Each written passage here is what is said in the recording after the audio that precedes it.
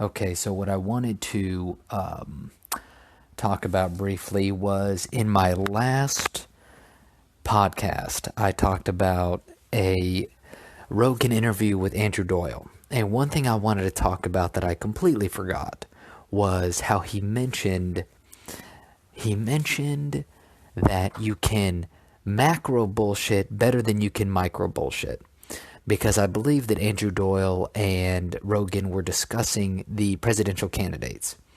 And of course, where everyone's talking about the liberal, the Democratic candidates because, let's be frank, it's a absolute shit show. And real quick here, I'll digress. It seems fairly understood. Of course, I listen to a variety of mostly comedian-based podcasts, but these comedians they're not right wingers by any means. And in fact, some of them have gone out and said in their podcasts, and they're not even very political, they just say, look, this is how Trump gets reelected. Like they keep pointing out things about the left. Anyway, so that's been kind of a trend that I've seen in the comedic world that I like to listen to. Interesting, in addition to that, what I've noticed is that so Rogan and Andrew Doyle were discussing the political situation. Of course, everybody understands that Trump is a very strong candidate. He he definitely appears to have a floor of support. What I mean by that is that there is a strong base that is going to support him. That is one thing that we learned from the last election, was that he has a very strong base. I'm going to vote for him. I'm not a MAGA dude, but I do agree with some of the things he does, and so I'm going to vote for him. Also because the radical left-wingers are just honestly just too much. I just can't handle it. So I'm definitely going to be voting for him this time around. Again, now what I wanted to discuss was an overlap with Rogan and Nassim Taleb, which really helped me clarify something.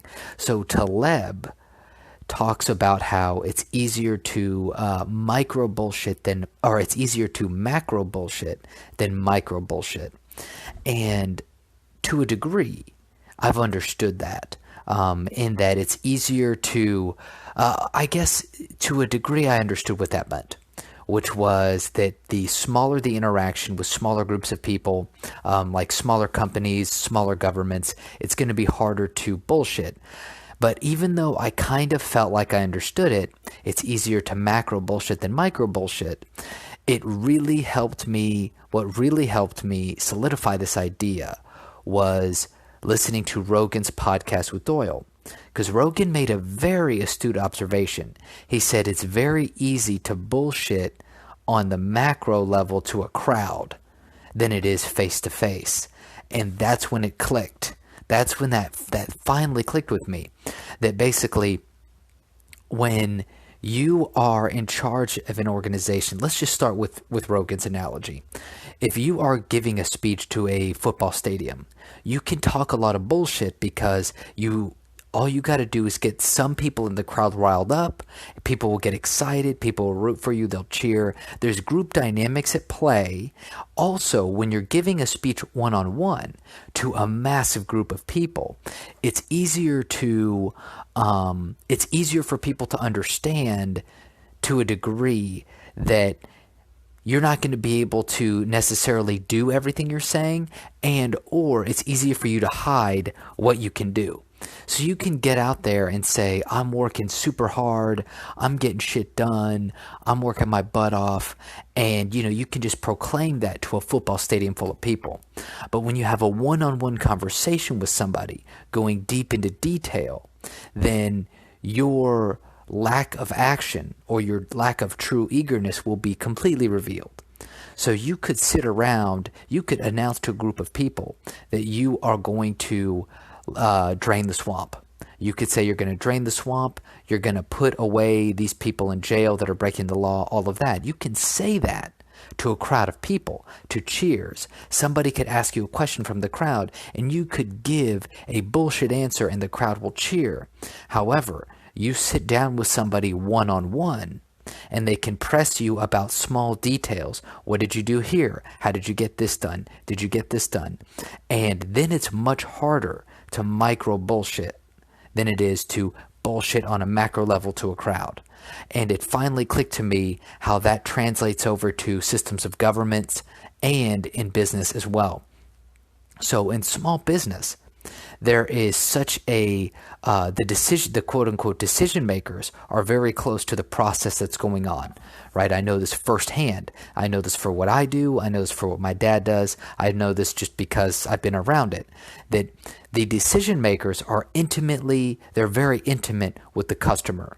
So when your customer calls you up and says, look, this needs to be done, then you have to make decisions that are seen by the customer, right? You can't just say, oh, don't worry, we'll take care of it, and then wait a month because you're a salaried employee or manager in a huge company and you can just, throw away the calls. See, that's one thing that we have a problem with these large corporations, how they treat customers badly, because nobody has skin in the game because it's such a big situation. All these mid-level managers can just push around the customer because there's no intimate interaction, and it's easy to move a customer's complaints from one person to the other without getting anything done. Whereas on a small scale, where if you fuck up, you lose your business, you cannot afford to bullshit too far. You can bullshit, but you have to be able to back up what you're saying at some point. Otherwise, you will lose money and you will fail. But being a bureaucrat in a large company or a bureaucrat in the government, which the government never goes bankrupt, well, I mean, occasionally they do, you can get away with basically being a piece of shit. And because it's a big, huge government like the United States government, you can promise that you're going to get things done and never actually do them because no one can hold you accountable because the system is too big. Because you can always defer blame to somebody else. You can always defer blame to another part of the system. And that was one thing that Rogan pointed out with politicians. Is a lot of politicians have to pretend to be eager.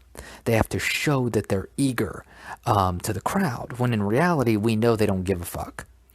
And so that is a very interesting insight that I gleaned from Rogan.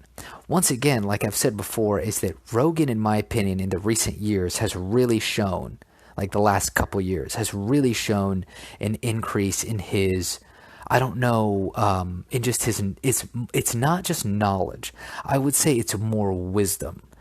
Because I think he's always had a pretty good amount of knowledge, but I feel like now going, as he's getting older, I feel as though he's able to, he's getting a little bit more conservative in ways, even though he's still technically, a Democrat and everything, but he's moving more towards the wisdom side, which I really like when he says stuff like that, because it makes a lot of sense.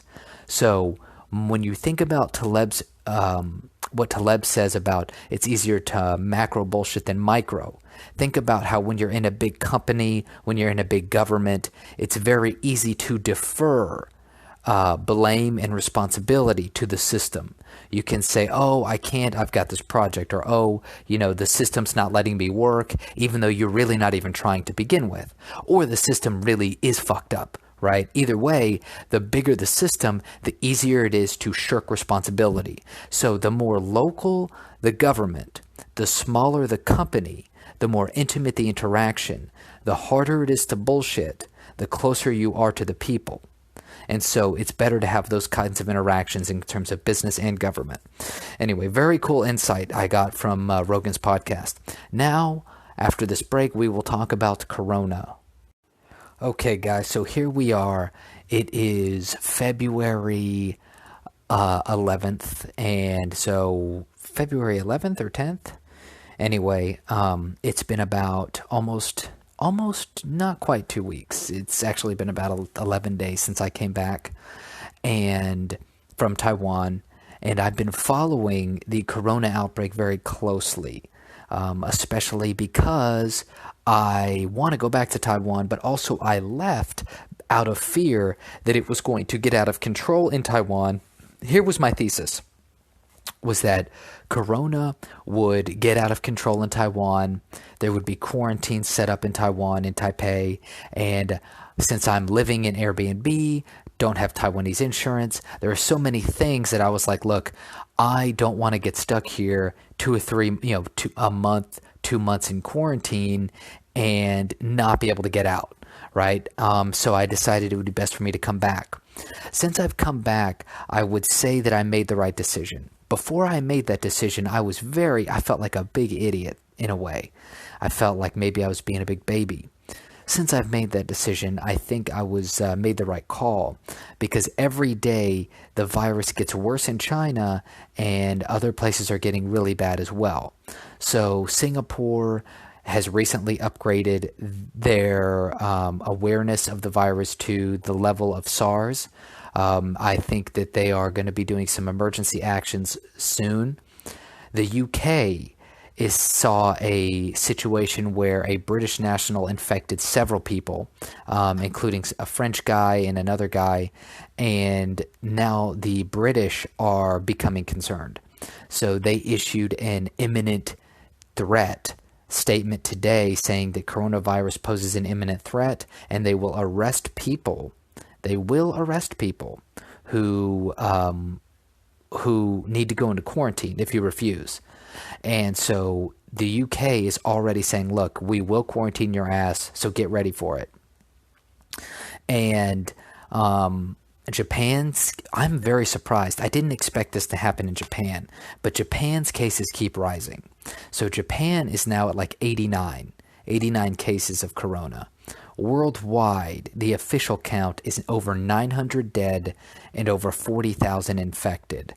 And the thing is that everybody is pretty sure that those numbers are bullshit. Everyone's pretty confident that the Chinese government is lying about the true numbers. And it makes sense. I mean, why would they tell everybody how bad it really is? It would be just destroy their legitimacy. Anyway, I went out and bought some water. Here's what I'm going to tell every listener, anyone who listens to this podcast. Go out and get prepared. If nothing happens, then you're fine. Then you bought some extra water, you bought some extra food, you're ready to go.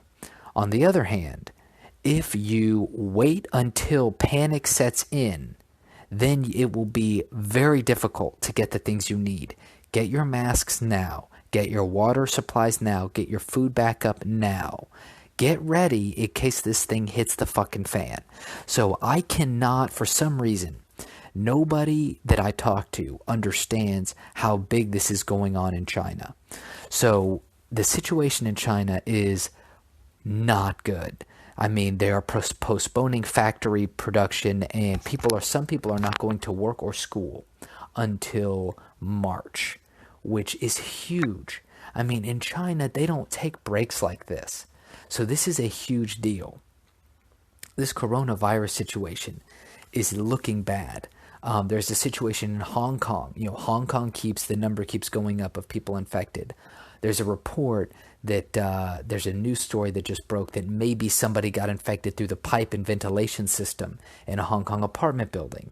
Now, luckily, apartments and things and houses are built differently here in the United States. Like I've said, one of the good things about the U.S. is that since people are more atomized, it might be easier to quarantine. You don't have as many people living right on top of each other. Things are more spread out. But the situation around the world to me, it looks almost like a slow motion explosion, where, in my opinion, in the U.S. and other parts of the world, we are in a situation where in the next week or 2 weeks, we're going to see if we're going to be able to contain this thing or if it's going to take off here. And if it does take off here, everyone needs to be prepared to take the necessary actions to protect themselves and their family. And that's it. So I don't want, there's no reason to lose sleep at night over this thing. It's just, you just got to be prepared to make the necessary moves. And on Twitter, some of the complexity scientist guys I follow, one of them made a good point. He said one of the problems with this paycheck to paycheck lifestyle in the US is that you can't afford to hunker down in these kind of situations. And I totally agree. And it's made me very thankful for my situation. Even though I don't really have a place of my own, I am in a situation where if I have to go out somewhere and say, fuck it, I'm going to take some time off work, I could do that for a little bit. I could do that definitely for a month. I could do that for 2 months. If I had to live like a fucking nomad out somewhere. I wouldn't want to do that, but it's doable. It's possible. So another important reason why you need to have money in your bank account. You need to have some money saved. You need to have some shit ready to go. Because if shit were to get hairy, you don't want to be stuck in your job because you can't afford to pay, your car payment this month. Anyway, that's all I got to say for today. So watch the information on China. Watch the information on Corona. Keep yourself updated, but don't panic. Just get prepared. And that's all. You can follow me on my website, tstuch.com, tstuch.com. Email me, tayradio1@gmail.com. You can follow me on Twitter, tstuch1. Like and subscribe on YouTube, Taylor Space Stutch. That is it. Thank you, and bye-bye.